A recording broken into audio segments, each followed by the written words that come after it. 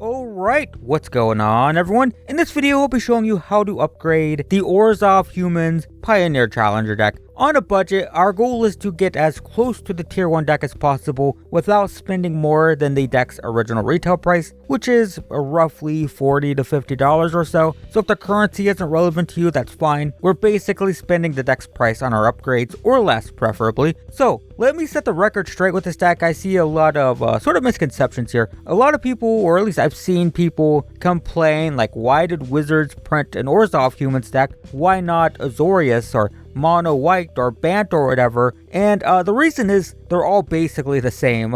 The interesting thing about Humans is there's like 5 different versions, 5 different colors, and they're all base white with the same white creatures in every deck. We're talking about like Dauntless Bodyguard, Thalia, Thalia's Lieutenant, Hopeful Initiate, Adeline, Brutal Cathar sometimes. This is like the base white Humans deck, and then they all splash different colors to gain access to like 1 or 2 cards. I'm talking like blue for Reflector Mage, green for Collected Company. The black decks are usually for like Blood-Soaked Champion and the removal spell. So yeah, even though it's Orzhov Humans, and you might say like, but why not Bant? They're both like basically mono white decks with small splashes. That's why if you look at your deck list, it's all white and there's like 3 black cards, and that's pretty normal. So let's talk about what this deck is missing, and it's pretty simple. It's Adeline. That's all that's really missing. It's a staple white aggro creature that gets even more powerful in a tribal human deck. You know, it has power equal to your creature count. It pops out a 1/1 every turn, even if it doesn't attack, which is awesome. Unfortunately, these are kind of expensive. They're like $10 to $15 each. So I'd like to add 3 of these. Most decks play 3 to 4. 3 is a little bit more common, though 4 is also played. But we're looking at like $30 to $45 or so, which is a little high for a single card. Or is it? Because a fun fact about this card is the showcase version is much cheaper than the regular version, and if you look it up on a card dealer, a lot of times they will separate the regular and the showcase versions of a card. So I'll show you here. You see this screen. Where's the showcase version? All of these are 10 to 15 bucks, right? But if you type it into the search bar and let the little pop-up show up, the showcase version is a different line. And if we click that, we can see that there's the cheap one. Look, they're like $8. In fact, if we go to like near mint, make sure we're not buying heavily played, worn down ones, they're like $7 to $8 or so, which is great. So, yeah, I'll be using the price of this version. Get these. Hopefully this video doesn't drive up the price of these because there's not very many. But yeah, they're cheap right now, so definitely get those. So let's just start. We'll take out 4 Kite Sail freebooters for 4 Adeline. That's right, I'm playing 4 because Adeline is amazing. These freebooters are very fringe. They're played occasionally, and you do see them quite frequently in the sideboard. We'll probably be adding these to the sideboard later, but main board, they're not very common. So Adeline is a powerhouse. Perfectly happy to have 4 of them. Even though she's legendary, she's a must-kill threat. Everyone's going to want to kill her immediately the second she hits the battlefield, so having backups in hand, not a bad thing. Next, we're going to take out 3 Rally the Ranks for 3 General Kudro. So this is very similar. They both pump our stuff. The Rally of the Ranks does cost less, but there's a problem. We don't typically play it on turn 2. We don't want to play this on turn 2. If we play on turn 2, we're going to have 1 human on the battlefield. It doesn't do much. Typically with Rally, because it's an enchantment, we're going to play it on like turn 4 or 5, right? We're going to develop our board first. I'd much rather play Thalia's Lieutenant on turn 2, and I'd also rather save that until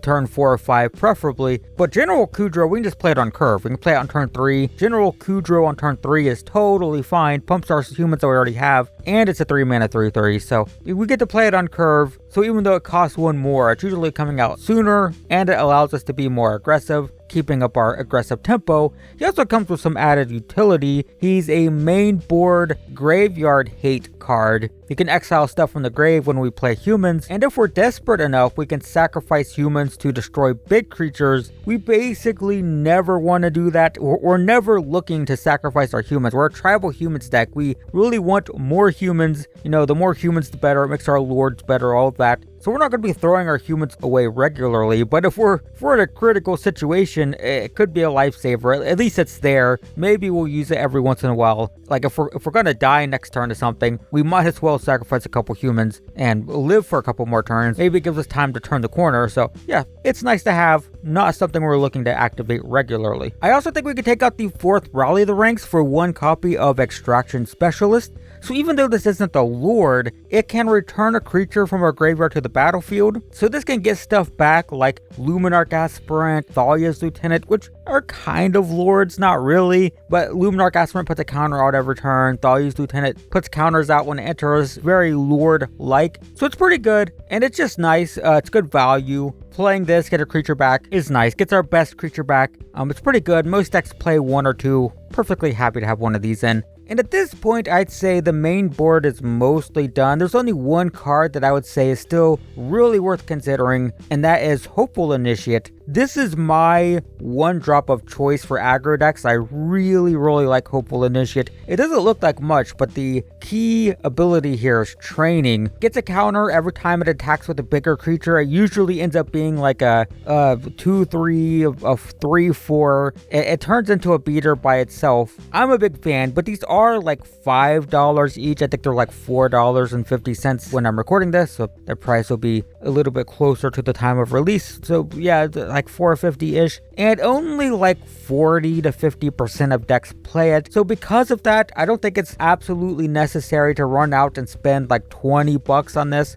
because not every deck plays it anyway. But if you want to, consider it optional, but you could put these in the place of Thraben Inspector. Thraben Inspector is good too. It's a 1 mana 1/2, gives you a clue token so you can draw out of Flood, right? If you get flooded, you can start cracking those clue tokens for more gas. And it's like 50-50 whether decks play these. Some decks play Hopeful Initiate, some play Thraben Inspectors. That's why I don't think it's absolutely necessary to change it, but just wanted to at least let you guys know that if you want to, if you prefer, aggro and tempo over the card advantage of Thraben Inspector, that's an option. I personally love Hopeful Initiate, but not a required change. Moving on to the mana base, you have a very solid mana base here actually. There isn't much to complain about. Probably the biggest issue is your deck has 2 Mutavaults and 1 Godless Shrine, and most decks play the full 4 copies of each. So that's a problem, and it's also common to see Bright Climb Pathway and Igonjo. These are 2 lands that aren't in your deck, that's in most decks. Obviously, all of these are very expensive, but if you do want to play these, you just add them in the place of Secluded Courtyard and Unclaimed Territory. These 2 lands are incredible for multicolor decks, multicolor tribal decks, especially considering how affordable they are. They're awesome. However,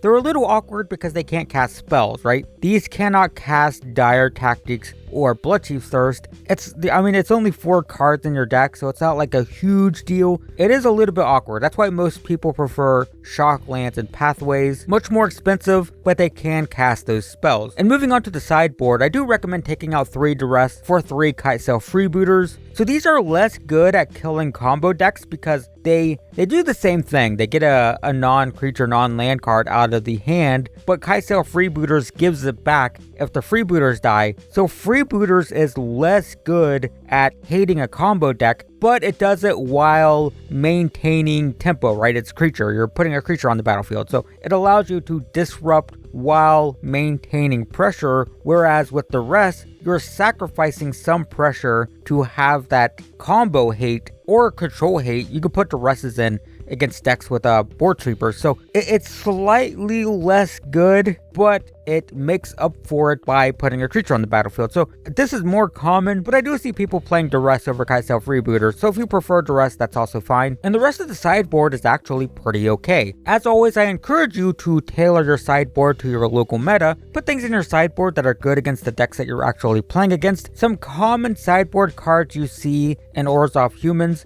that isn't in your deck is like Kimball, Rest in Peace, Archon of Emeria. So these are things to consider, but not 100% necessary. Like, you don't need to go out and spend like $8 to $10 each on Rest in Peace if you're not playing against graveyard combo decks, right? So find what works best in your meta. And yeah, that's it. We made a bunch of minor adjustments, but all the deck was really missing was Adeline, and Adeline's fantastic, and you'll definitely start winning games just by casting her on turn 3. So hopefully that's helpful. Be sure to check the description for the complete deck list. Thanks for watching, and I will see you in the next one.